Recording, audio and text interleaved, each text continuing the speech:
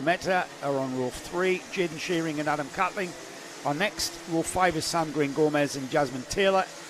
Alfie McBain, making his debut in the series, is on row 6 with Jacob Hobbs alongside. Toby Street and Jensen Cox are next. And Josh Whiting, Oliver Gundy, Freddie Waylock, Ben Adrian, Reese Green. And then we've got Tom Holden. They're going to go round one more time. They are going to go round, Nick. We've got a few stragglers, haven't we? Will Swales, row 12 with Archie Hardiman. Row 13 is Jason Duchess and Nathan Traverse. Samuel Aston and Charlie Thompson, with Izzy Lawton rounding off, 29 cart field. So a full quarter of junior road acts about to go ahead. And we've got bright sunshine now, Nick. Obviously. Bright sunshine. I can't see. And Nick can't see, which is probably a good thing for everybody. But more importantly than Nick saying is the track is going to dry. Because it's hot. When the sun comes out, it's not just bright, it is hot. And we had steam rising from the tarmac in the paddock. Here we go then. We should get things underway. We've got everything to the liking of the starter, and we are underway. I think the 53, no, it's lost on the inside, so I'm not sure the 53, no, so the lead is not the 53. Oh, and a nasty little tickle there for the 200. That was Harvey Williams, who got a little bit kind of clicked as they came out there, but they've got away from, so it's Harvey Williams from Charlie Hume. Up the short straight for the first time as the field streaks down the dip. Now they all go. A bit of green flaggery, but there they come out of the D, the bus stop, and we get into the beautiful bright sunshine. What a beautiful early summer day it is now after being... We are going to get, in the words of Crowded House, 4 seasons in one day, aren't we? You absolutely are. Well, I hope we don't get any sleet or hail. We are in England.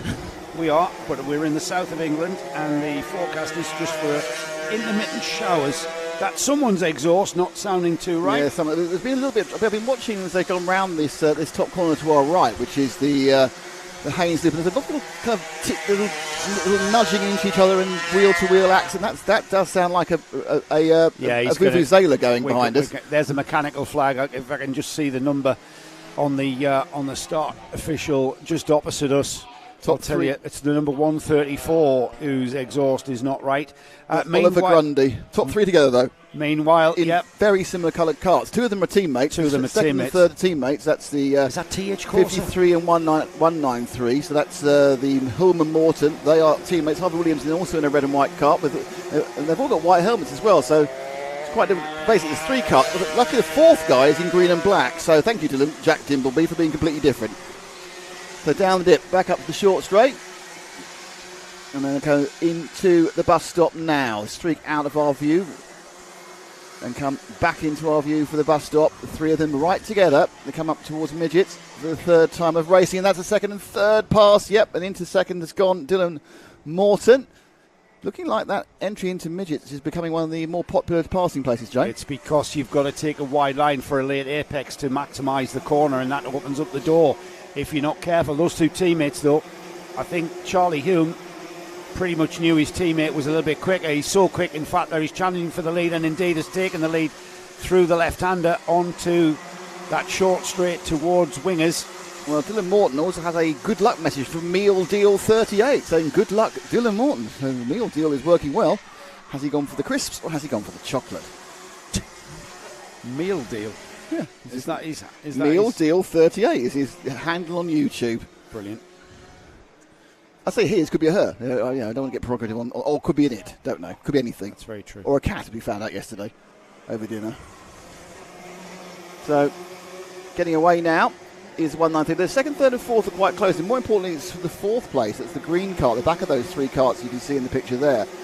That's Jack Dimbleby, and he's looked to have the most pace. He's caught up a bit of a gap. He's now hunting around the back of Charlie Hume, coming into the dip, out through Phil Anson's, as we really should call it from now on. That's going to roll off the tongue, isn't it, somewhat?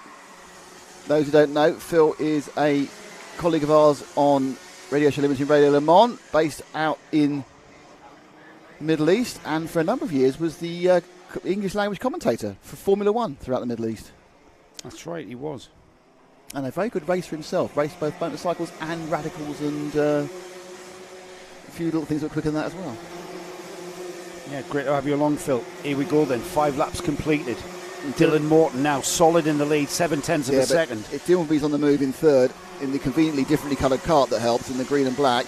He's going to mix up the colours a bit, isn't he? Thankfully. Charlie Hume. Harvey Williams is the number 200 cart in second. Dimbleby in the green and black cart. Way too much curb taken by the leader there. It looks like Dimbleby's about to challenge on Harvey Williams. Yeah, that's the second and third. That's the orange and white cart there, the number 200. Got so much more pace coming around the first part of the top bends, which of course comprise midgets and climate.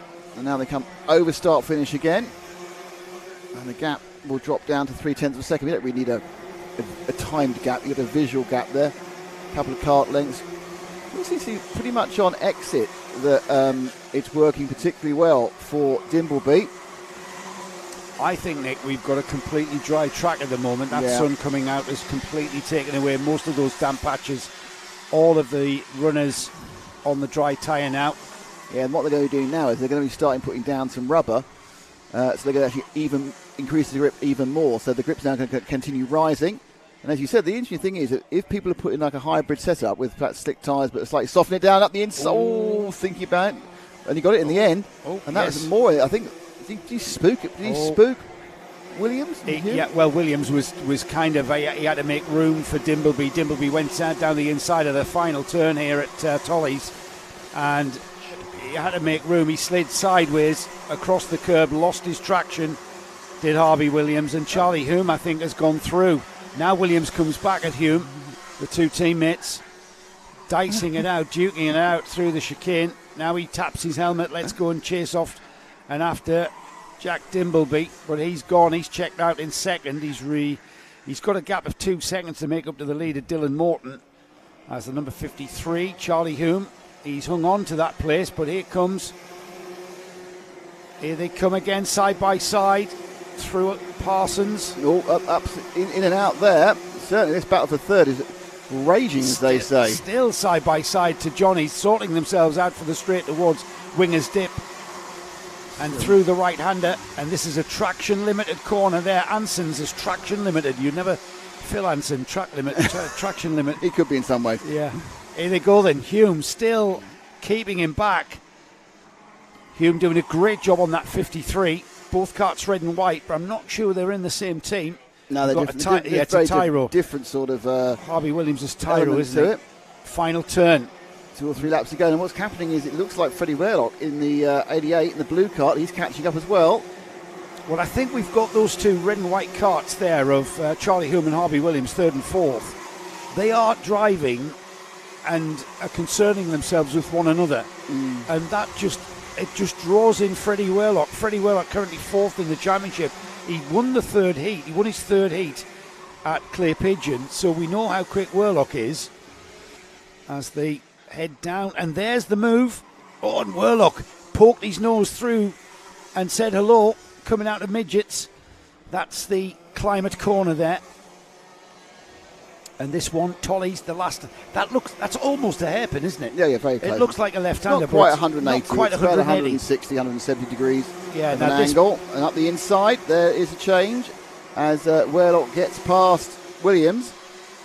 So the 88 past the 200, up at the top of the Haynes Loop. Again, Nick, it's a very late apex you need at the Haynes Loop because you've got to tuck it in nice and tight at this point here. So you leave the door open, and that's the door that we had Freddie Werlock say, thank you very much, I'm coming through. Nope. And there's another move from Werlock, the number 88 on a charge, and already ahead of the 53, Charlie Hume. He's got 2 places in 1 lap. That's just come good, isn't it, the last couple of minutes? Absolutely, just on fire. We've got 1 more lap after this one, so 2 more laps remaining. The leader's already gone through, Dylan Morton. He's got 3.2 seconds on Jack Dimbleby, who's got 1.8 seconds on Freddie Werlock. Now Williams having a go at Hume as well. They've both let the 88 Werlock go past, and they're now going back to their battle again. Just having a look over his shoulder was Charlie Hume. Williams still there, losing sight of Freddie Werlock ahead of them. And then behind them, behind that battle that we've been focusing on, we've got Carthy Cometa in 6th, Jasmine Taylor making her way up to 7th. Alfie McBain, that's a great drive from Alfie. He's on the Carlot Sainz 55 chassis, making his debut in NKC. And Alfie McBain up to 8th and inside the top 10, up to 7th there. He's just moved up and ahead of Reese Green. Karthik Kometa down to 9th. As Jasmine Taylor, Karthik Kometa, I'm not sure what's happened there, Nick, but he's dropped from what was 6th place down to 9th now. I think we're seeing people really getting their carts coming back into kind of a sweet spot as the track goes back to a similarity as it was yesterday. Fully dry, gripping up with every lap. And so it's the checkered flag, Nick. Else. Checkered flag for Dylan Morton. Checkered flag for Jack Dimbleby. Checkered flag for Worlock. And now the checkered flag for these two. Harvey Williams finally got by Charlie Hume. Bain was 6th, Jasmine Taylor 7th. Jasmine. What a great drive from McBain. Alfie McBain, 78. Now, we talked to Alfie McBain in the paddock show. We do. And we had a lovely chat with him. What a lovely kid. He's from York, so he's come quite a way. He's down here. He's got support from Hunter Motorsport here this weekend. Former British champion Reese Hunter looking after Alfie, and Alfie showing that he's learning very, very quickly with a great drive to 6th place there. Moved up the order quite a bit, and he overtook Jasmine Taylor. Who we also talk about. Jasmine, winner of Heat 1 at Clay, came 2nd in the final at Clay Pigeon. So, all credit to young Alfie here making his debut. Wow, the Polaris is showing is going at a massive pace. So the Polaris just shot out of view to the left there. Yes, with the lunch break, which I assume is about 1 o'clock, then we've got the paddock show. We're talking to the great and the good, including both Jasmine Taylor and Alfie Bain. There he goes, Polarising along. I think it's probably the job I'd be best at, I think in the entire karting sphere is just driving the Polaris. Yes, as Paul's saying off mic, but I'd be very good at just being sat in the karts as well with my foot on the brake. Though actually I wouldn't be, because I think I might be too big to get in a lot of them. My bum wouldn't fit in the tillet seat, that's for sure. That's not going very well. They've dropped the cart straight away. So, is he not going to help? Is he not going to help get it in himself? There we go. Right. I was postulating, Joe, that I think this is the job that I could do. Polaris driver. Yeah, you probably couldn't get that wrong, Nick. Yeah. But then Paul said I'd be good at sitting in the car with my foot in the brake as well. You probably could. Whew, it's a bit cruel. You probably would lose somebody off your trailer or something. Isn't that the point? Fast. Isn't that the point at some point? No. So Sam, I don't know who Sam is or who he's supporting, but he said Sam went chain snapped. Don't know who it is. Sam, that could be. Hang on. Could be anybody. Could be any heat. Well, I think it was the last heat. But it's just Sam, chain snapped. Well, we've got Sam, can you tell me who you're supporting on the YouTube so we know who's chain snapped? Izzy Lawton, Oliver Grundy we lost on lap 2, Toby Street we lost on lap 5, Jaden Shearing we lost on lap 11. But he could be someone from the previous heat reporting That's right. That's right. Yeah. Do you know why? Yeah, I've got my chain snapped. Anything else? Nope, that's what I'm telling you. Okay. So we have our next heat for 177s, Nick.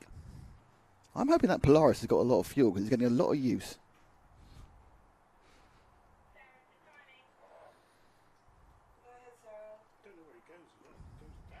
Yeah, it disappears off to the left, so left of the screen, and then has a forest loop back into the paddock, so it doesn't have to drive back through the track, so they can open the track quicker. I can't help feeling we're going to have a lot of conversations about the Polaris today. We could be Polaris heavy.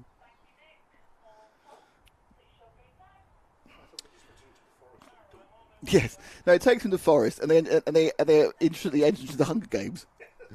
So they're in there. There's 7 bears, a man with a bow, and Arnold Schwarzenegger from The Running Man. They just get themselves back to the paddock before the next heat they can race. I think I may have invented an excellent lunchtime activity, actually. We've got some newcomers to the series here at round 2, Nick. And in this there series. he goes, spoiling the fantasy by going straight into facts. By being professional. Ben Hitch, Billy Clark, Chris Sevier, Chris Abram, Oliver Hutchings, Chris Sawyer, Paul Horton. I mean, not unfamiliar names, some of them, but having to miss round 1 for whatever, here they are at round 2. We've got Marcin Kaminski and